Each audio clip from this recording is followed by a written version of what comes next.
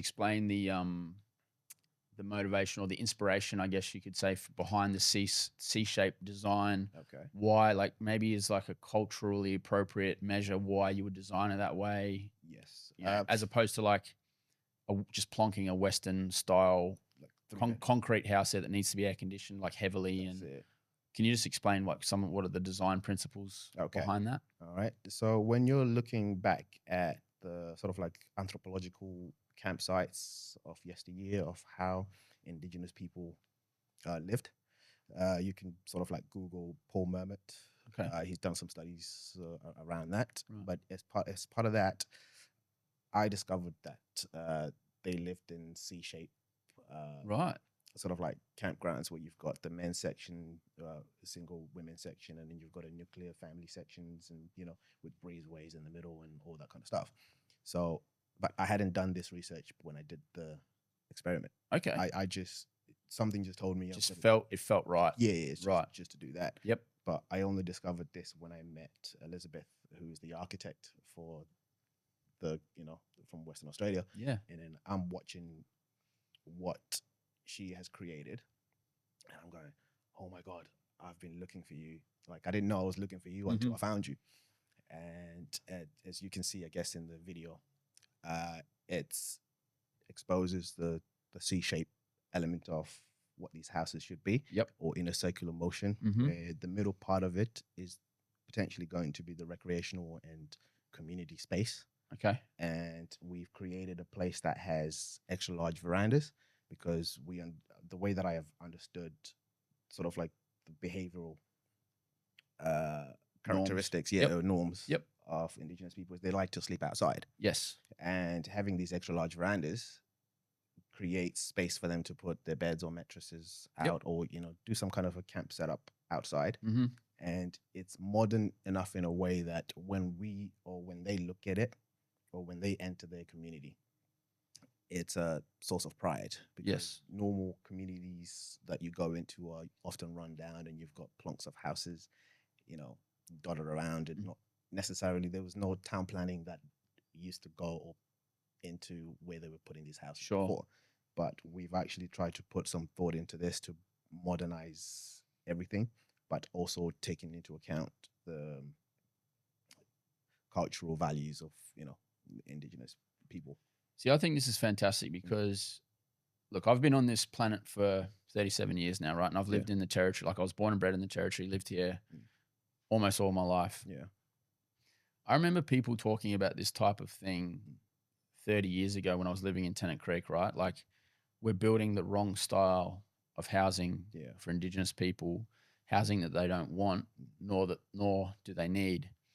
But I remember the arguments were, and it was mostly coming from government people, that you can't build housing that's different to mainstream society, because I guess the argument was, in some sense, that you're dehumanizing indigenous people, or the style of housing that you're proposing to build here is less than, the concrete Besser block construction. That's, whose opinion was that? Like I said, it's probably mostly people from within government that probably weren't consulting, or they thought that by building this style of housing, you're dehumanizing indigenous people and treating them less than, when in actual fact, I think something that's like this, that by consulting with Aboriginal people is what they want and would actually give them pride.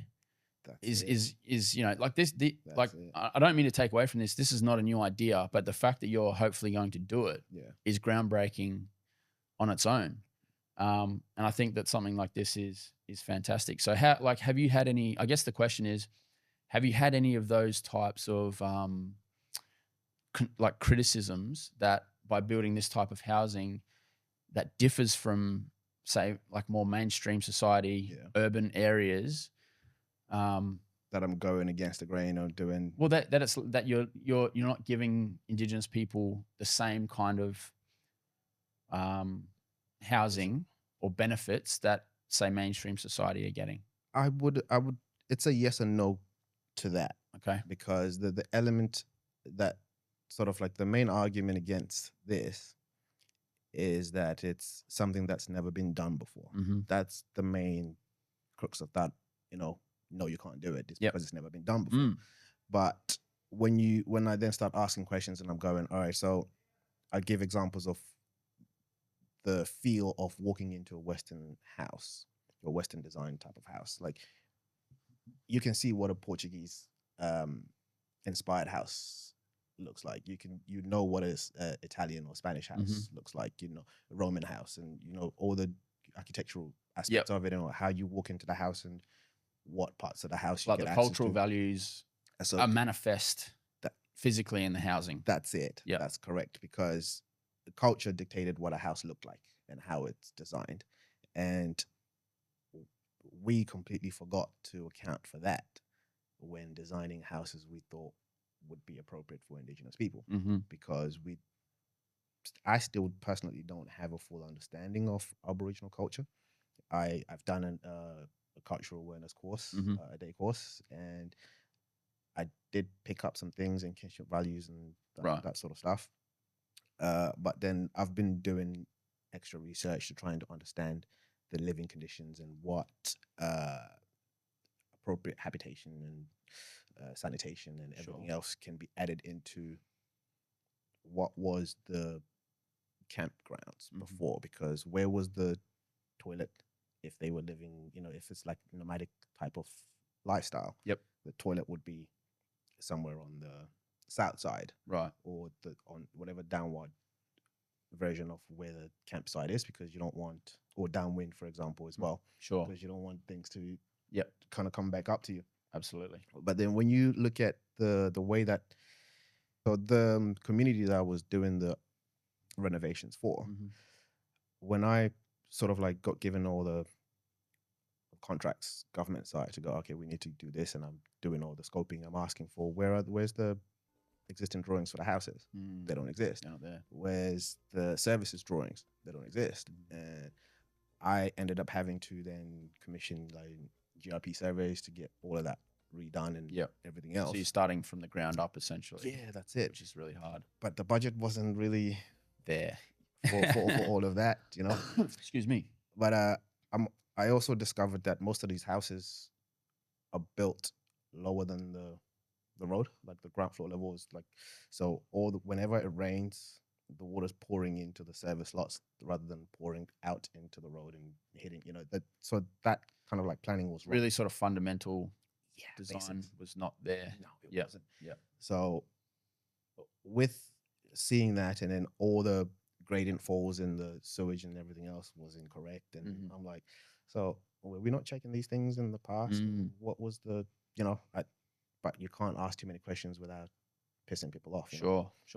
But I just fixed what I could fix based on the budget that I had, and because the main crux of it was that there were 9 healthy living principles that we had to adhere by as part of the government. Right. And we ticked every single one of those boxes.